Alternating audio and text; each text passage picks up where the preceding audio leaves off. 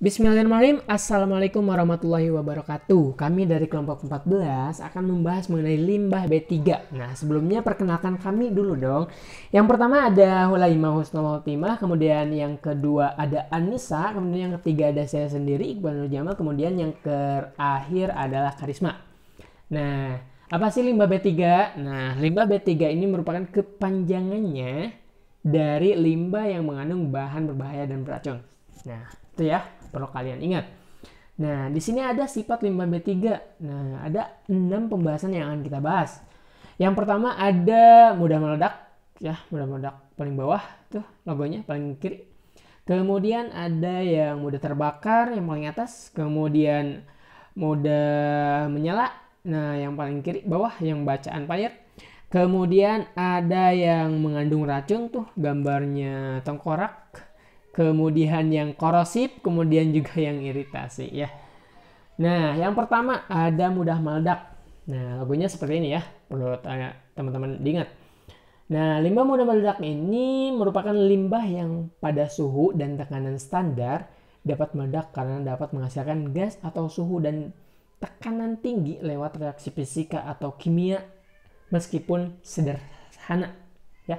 Meskipun sederhana tapi zat ini mudah meledak ya. Jadi kalau misal nih dalam sekian usul sekian dapat meledak. Nah, itu merupakan limbah berbahaya yang mudah menyeledak. Nah, contohnya yaitu limbah bahan eksplosif dan limbah laboratorium seperti asam perikat. Nah, asam perikat ya itu mudah meledak. Kemudian yang kedua ada mudah terbakar, menyala. Nah, logonya seperti ini ya. Perlu kalian ingat juga. Nah, limbah yang memiliki sifat mudah sekali menyala, limbah yang dapat terbakar karena kontak dengan udara, nyala api, air, dan bahan lainnya meski dalam suhu dan tekanan. Nah, kalau misalkan ini dalam suhu berapapun, kemudian tekanan berapapun, kalau tidak kontak dengan udara, nyala api, atau air, itu tidak akan terbakar gitu ya. Nah, ini akan terbakar ketika kontak dengan udara, nyala api. Perlu teman-teman ingat gitu ya. Dan contohnya ada pelarut benzena, kemudian pelarut toluen, kemudian pelarut aseton yang berasal dari industri cat biasanya, industri cat, industri tinta, kemudian pembersih logam. Nah, itu juga mudah terbakar. Dan terakhir ada laboratorium kimia ya. Nah, yang ketiga bersifat korosif. Nah, kalau teman-teman harus ingat ya, logonya ini seperti ini. Nah, ada gambar tangan, ini mudah diingat ya, korosif gitu ya, mudah ya. Nah, limbah ini memiliki ciri dapat menyebabkan iritasi pada kulit, menyebabkan pengkaratan pada baja. Nah, kalau misalkan ada iritasi pada kulit atau suatu zat itu, maka itu bersifat korosif gitu ya, bahan berbahaya bersifat korosif. Nah, ini bersifat asam ketika pH-nya lebih dari 2. Nah, bersifat korosif ya. Kemudian kalau bersifat basa, pH-nya itu lebih dari 12,5. Nah, seperti itu. Contohnya ada sisa asam sulfat yang digunakan dalam industri baja. Ya, pasti ya kebanyakan ya di industri baja. Kalau yang bersifat korosif ini, kemudian limbah asam dari baterai atau aki. Aki ya. Nah, kita sudah pada tahu gitu ya. Serta limbah pembersih sodium hidroksida pada industri logam. Nah, yang ini yang menyebabkan iritasi. Nah, logonya seperti ini ya. Logonya itu XO. Kita gampang ya untuk mengingatnya. Nah, limbah yang menyebabkan iritasi ini merupakan limbah yang menimbulkan sensitasi pada kulit gitu ya. Biasanya peradangan, gatal atau semacamnya, maupun menyebabkan iritasi pernapasan, pusing dan mengantuk bila terhirup. Nah, jadi bahan limbah ini yang menyebabkan iritasi juga bisa berbentuknya gas gitu ya. Nah, contohnya asam formiat yang dihasilkan dari industri karet. Nah, teman-teman harus ingat ya, ternyata industri karet ini menyebabkan limbah yang menyebabkan iritasi gitu ya, menghasilkan limbah yang menyebabkan iritasi. Nah, yang terakhir ada mudah menyala. Nah, logonya seperti ini. Ada bacaan fire. Fire itu api ya. Nah, perlu kalian ketahui bahwa mudah menyala dan mudah terbakar itu beda ya logonya ya. Kalau tadi mudah terbakar, logonya itu tidak ada bacaan fire lah, pokoknya itu aja ya. Kalau misalkan udah menyala ada bacaan fire-nya gitu. Itu untuk mempermudahnya. Kemudian limbah ini merupakan limbah yang dapat terbakar karena kontak dengan udara, nyala api, air atau bahan lainnya meski dalam suhu dan tekanan standar hampir sama ya untuk pengertiannya. Nah, contohnya pelarut benzen, pelarut toluen, atau pelarut aseton ya. Dan juga laboratorium kimia hampir sama ya. Nah, yang terakhir nih, mengandung racun. Nah, mengandung racun. Ini udah familiar gitu ya. Logonya itu tengkorak dengan tulangnya ya. Nah, limbah ini merupakan zat yang mengandung bersifat racun bagi manusia atau hewan sehingga menyebabkan keracunan. Pasti ya, kalau misalkan racun pasti menyebabkan keracunan gitu. Sakit atau bahkan sampai kematian ternyata teman-teman. Nah, ini baik melalui kontak pernapasan, kulit maupun mulut ya. Jadi teman-teman harus hati-hati gitu ya. Nah, contoh dari limbah ini merupakan yang familiar juga gitu ya di kalangan kita kalau misalkan bapaknya yang petani. Nah, ini limbah pertanian buangan pestisida. Nah, teman-teman harus hati-hati ya, dari buangan pestisida ini ternyata bisa menyebabkan kematian. Baik, nah sekarang penanggulangan limbah B3. Nah, apa aja sih penanggulangan limbah B3 ini? Ya, ternyata teman-teman, penanggulangan limbah B3 ini ternyata banyak gitu ya. Ada yang padat, ada yang cair dan sebagainya. Yang pertama, penanganan limbah cair. IPAL atau kepanjangannya instalasi pengolahan air limbah. Nah, di sini ada ya beberapa tahapan dari pengolahan air limbah ini ya. Yang pertama ada primary treatment, kemudian ada secondary treatment, kemudian yang tertiary treatment, kemudian desinfektan, kemudian pengolahan lumpur, ternyata banyak. Nah, yang pertama kita akan bahas secara singkat gitu ya. Yang pertama ada primary treatment, pengolahan primer. Nah, dimana kalau kita analogikan ini pengolahan primer yang pertama gitu ya, ketika limbah cair kita harus analoginya supaya cepat paham gitu. Ada limbah cair, kemudian di depannya itu ada jeruji ya, jeruji untuk si limbah cair ini yang berfungsi untuk menyaring dari si limbah ini. Kemudian untuk tahapan yang selanjutnya itu ada grout chamber atau ruang pasir. Nah, di sini ada ruang pasir nih ya, dari jeruji masuk ke jeruji, kemudian ke ruang pasir. Nah, untuk yang terakhirnya itu ada tangki pengendapan, di mana tangki pengendapan ini air akan tetap mengalir, tetapi lumpur akan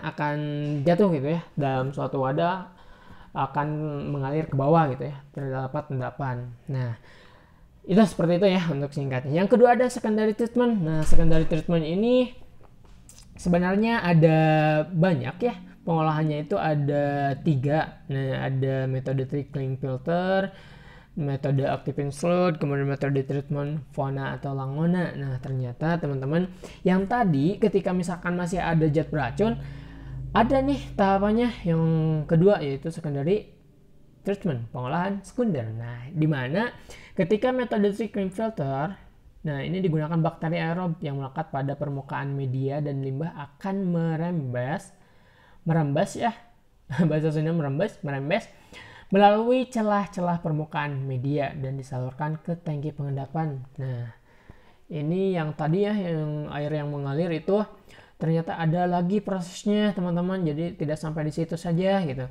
Nah, langsung ada metode trickling filter. Nah, kemudian si trickling filter ini kalau misalkan masih ada nih si racunnya, maka digunakan metode activated sludge, di mana limbah cair ini yang tadinya bercampur gitu ya, tercampur bakteri aerob dengan lumpur gitu ya, maka ada lumpurnya dalam cairan itu. Proses didegradasi berlangsung di dalam tangki tersebut selama beberapa jam, kemudian dibantu dengan pemberian gelombang udara untuk aerasi gitu ya, pemberian oksigen. Nah, ternyata diberikan lagi oksigen. Ternyata prosesnya panjang teman-teman. Nah, kemudian kalau misalkan ada masih bakterinya tuh, bahan beracunnya ada nih, ada yang ketiga metode treatment fauna atau langona, di mana limbah dari tangki yang tadi pengendapan tahap primer itu limbah cair ditempatkan dalam kolam-kolam terbuka. Nah, jadi ada si cairan itu langsung ditempatkan terbuka gitu ya. Setelah limbah terdegradasi dan membentuk endapan di dasar kolam. Wah, ternyata ada endapan lagi di dalam kolamnya. Ternyata prosesnya panjang ya.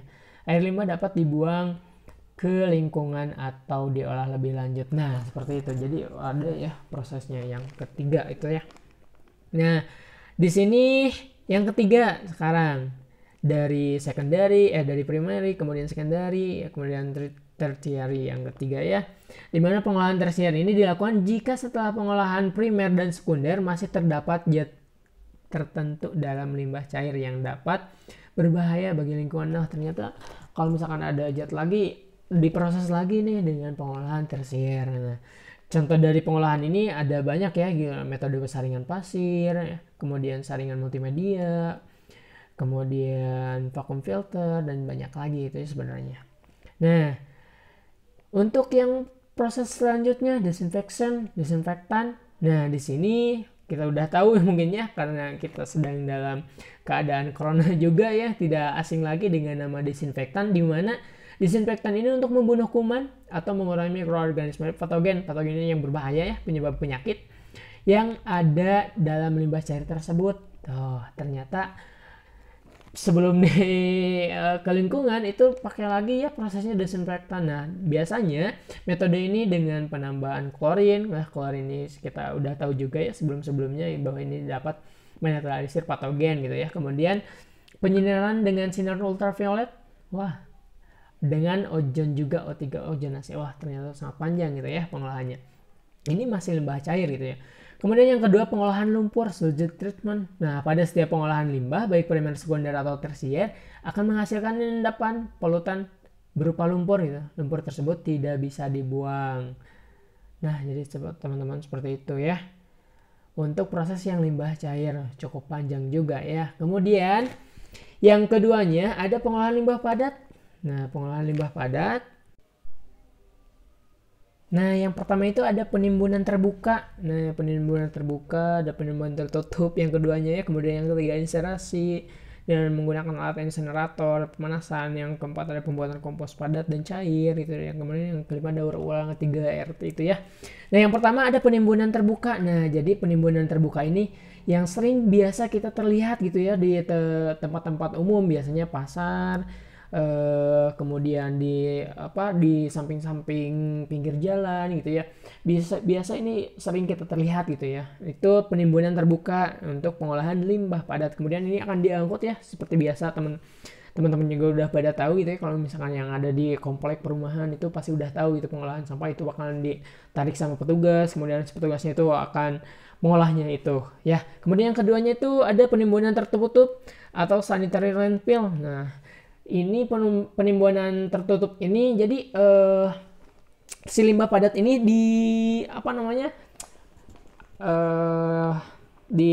ditanam dalam tanah, dibuang ke tanah gitu ya, membuat lubang, kemudian si limbahnya itu dibuang ke tanah, ditimbun gitu ya, ditimbun sama tanah. Nah, itu yang disebut penimbunan tertutup. Kita itu harus bisa membedakannya penimbunan tertutup itu di dalam tanah gitu, ditimbunnya dalam tanah. Kemudian kalau penimbunan terbuka itu yang sering kita lihat itu ya teman-teman. Nah, kemudian yang ketiga ada inserasi ya. Di sini inserasi ini menggunakan alat inserator ya, yang biasa digunakan dengan metode pemanasan atau pembakaran gitu ya. Nah, ini juga merupakan opsi yang sudah lama gitu ya, untuk yang sudah lama dilakukan gitu ya untuk pengolahan limbah padat ini. Nah, keuntungan inserasi ini apa aja gitu ya. Nah, keuntungan ini selain hemat gitu, yang pertama hemat lahan gitu ya. Jadi ini tidak memerlukan lahan yang sangat luas gitu ya. Ini cukup efektif gitu ya untuk pengolahan limbah padat. Nah, di mana insinerasi ini juga mengurangi volume dari limbah itu. Bahkan menurut penelitian, itu bukan menurut saya, menurut penelitian, insinerasi ini merupakan pengurang volume limbah sampai 95% gitu. Wah, luar biasa gitu ya. Sampai 95% bisa mengurangi si limbah ini volumenya. Dan beratnya juga, ternyata beratnya ini bisa mengurangi sampai 80% gitu ya. Wah, luar biasa gitu ya dengan proses inseminasi ini. Kemudian keuntungannya itu memiliki dari hasil ini bisa menghasilkan sumber energi listrik. Jadi teman-teman ketika sudah dipanaskan, sudah dibakar gitu ya, si uapnya itu akan menghasilkan energi listrik gitu ya. Biasa PLTG ya, pembangkit listrik tenaga gas. Itulah. Nah, kemudian yang keempatnya, ini ada pembuatan kompos padat dan cair gitu ya. Nah, teman-teman juga udah tahu ya, kompos itu merupakan sebuah metode yang lama gitu ya, yang sudah diterapkan juga. Ini merupakan kompos, ini merupakan pupuk organik ya. Jadi teman-teman, ini dari pengolahan limbah padat ini dijadikan pupuk ya, pupuk organik gitu. Oke, yang selanjutnya itu ada daur ulang. Nah, daur ulang ini ada 3 ya. Kita juga udah pada tahu gitu ya. Reuse, kemudian reduce, kemudian recycle ya. Nah, ini sudah tidak asing lagi gitu ya. Dimana reuse ini merupakan menggunakan kembali ya. Ternyata limbah ini juga bisa digunakan kembali, baik itu digunakan sebagai pupuk atau yang lainnya gitu ya. Kemudian reuse juga ini merupakan cara terbaik dalam mengelola dan menangani berbagai permasalahan gitu ya. Nah, kemudian yang keduanya ini ada recycle ya, reduce.